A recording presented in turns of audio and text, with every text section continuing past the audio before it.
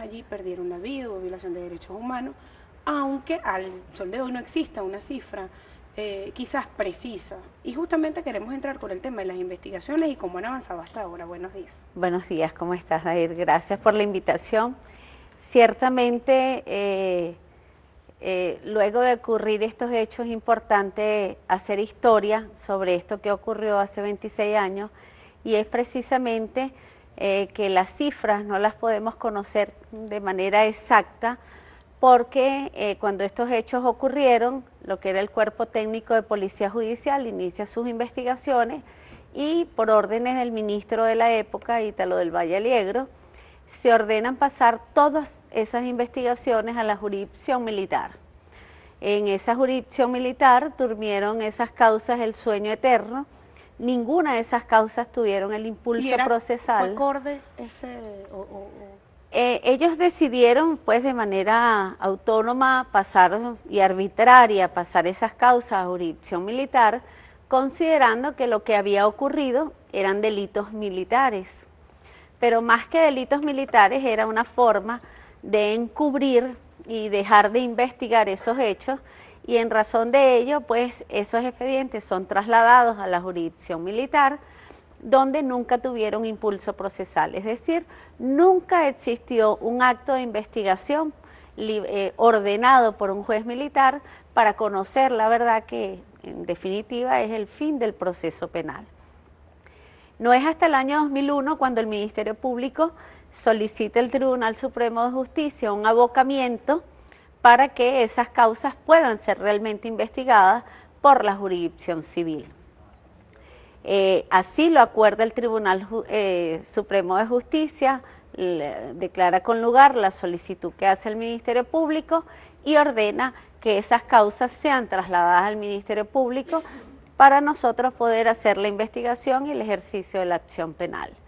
Esto ocurre, pero por supuesto esas causas, cuando ingresaron a la jurisdicción militar, lo hicieron sin orden, sin quedar un registro de las mismas, por lo que nosotros a esta fecha desconocemos si todos los expedientes que nos enviaron eran realmente la cantidad exacta de investigaciones que se habían aperturado. Ahora uno se pregunta, ¿no le convenía al gobierno de ese momento dar la cifra exacta?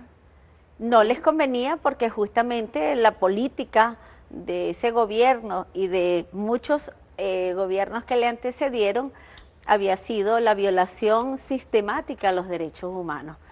Así como no les convenía investigar los hechos de Yumare, de Cantaura, las grandes masacres que ocurrieron en nuestro país, las cantidades de desapariciones forzadas de personas que ocurrieron entre los años 1958 y 1998. Eso fue política del Estado, violentar los derechos humanos, y que las instituciones fuesen cómplices de esa violación a los derechos humanos.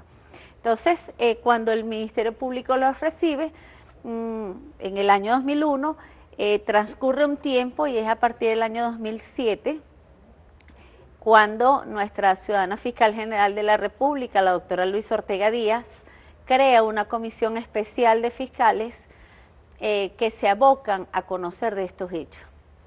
Estos fiscales, de la mano con la Unidad Criminalística contra la Vulneración de Derechos Fundamentales, un laboratorio con el cual cuenta el Ministerio Público, para investigar exclusivamente violaciones a los derechos humanos, comenzamos a llevar a cabo estas investigaciones, en donde pudimos nosotros realizar más de 600 entrevistas a víctimas indirectas, testigos de los hechos. Se realizaron más de 230 inspecciones técnicas, llevamos a cabo exhumaciones en el Cementerio General del Sur, en el sector de La Peste, se ejercieron algunos recursos de revisión por causas que ya habían sido cerradas, y producto, pues, de este arduo trabajo pudimos arribar a unos actos conclusivos y se presentan 8 acusaciones contra altos funcionarios del gobierno de la época.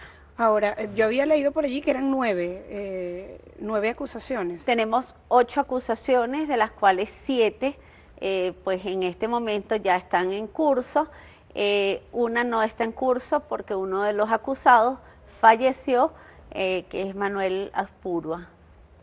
Ahora, luego de conocer estas 8 personas acusadas, ¿cuál es el procedimiento que sigue? Sí, el Ministerio Público presentó los actos conclusivos ante el órgano jurisdiccional.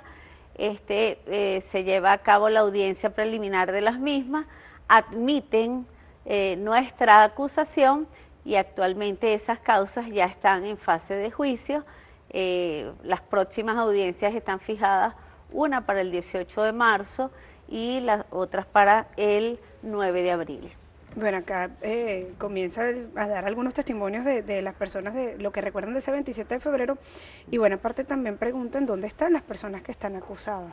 Es decir, queremos justicia. Es el tema de bueno, hay acusaciones, hay evidencias, lamentablemente un importante número de personas que perdieron la vida en aquel momento. Así es. Y deben asumir las consecuencias, las responsabilidades. Así es. Si algo han tenido las víctimas de esos años ha sido paciencia. A ellos les renace la esperanza por obtener justicia justamente a partir del año 99 y específicamente a partir del año 2007 la ciudadana fiscal general ha tenido un constante comunicación y encuentro con víctimas de estos años donde el Estado venezolano ha tenido esa deuda, esa mora en lo que es la justicia. Las personas evidentemente hoy en día tienen puestas sus esperanzas en que se haga justicia, lo cual nosotros estamos trabajando para que así sea, para darle un cumplimiento efectivo a lo que es el artículo 29 constitucional, y que dice que pues el Estado está obligado a investigar y a procurar la sanción de quienes vulneren los derechos fundamentales. Evidentemente que tenemos un Estado respetuoso de lo que es el derecho y de los derechos humanos. Tenemos que atravesar un proceso penal, garantizarles a ellos sus derechos procesales, que tengan el derecho a la defensa, que se lleven a cabo todas las audiencias correspondientes y finalmente el juez decidirá conforme a lo probado en estas audiencias la responsabilidad que tienen estas personas. Ahora, aun cuando no se precisa la cifra de víctimas del Caracazo, sí hay episodios, y usted recordaba ahorita, bueno, casos Yumare, Cantaura, Caracazo y otras situaciones que han ocurrido a lo largo de estos años. ¿Cuánto alcanza de víctimas, si pudiéramos a lo mejor precisar una cifra, aún y entendiendo que la cifra del Caracazo no está clara? Sí, mira, son miles de personas a quienes se les dio muerte, son miles de personas, más de 1.600 personas desaparecidas. Yo también debo señalar acá que existe una comisión especial que investiga hechos individuales de personas que entre 1958 y 1998 fueron objeto de violaciones a sus derechos fundamentales por razones políticas.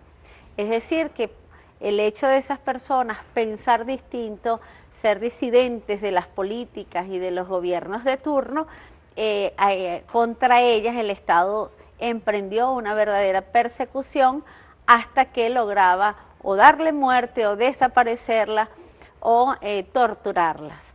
Esas cifras se elevan, como te estoy diciendo, a miles de personas. Son muchas las cifras negras que nunca el Estado dio a conocer porque sencillamente no les convenía. No era conveniente. No era conveniente. Ahora, ya para despedir esta conversación, ¿cuáles son las acciones que asumirían, en todo caso, legales próximamente? Sí. Con respecto al Caracazo.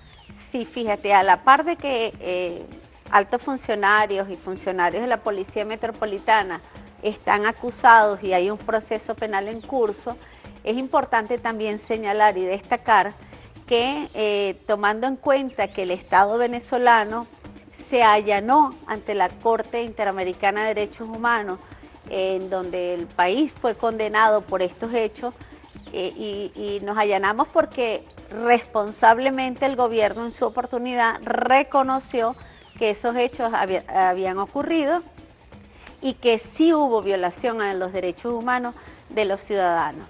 En esa oportunidad se le exige a nuestro país que debe indemnizar a las víctimas, y hemos ido indemnizando a la par de los procesos penales a más de 596 personas que son, digamos, víctimas indirectas de estos hechos. Nosotros aspiramos pues en el tiempo útil terminar con nuestros procesos penales que ya están en curso, y que pues los responsables cumplan con la sanción que les sea impuesta. Ellos actualmente están sometidos a unas medidas dictadas por el tribunal, medidas que han tomado en consideración la edad de los mismos y por lo tanto tienen prohibiciones de salida del país. Y estamos hablando de las 7 personas. De los altos funcionarios y los funcionarios policiales de la Policía Metropolitana extinta se encuentran sometidos a la jurisdicción pues, penal. Y además de eso deben presentarse cada 30 días ante el órgano jurisdiccional.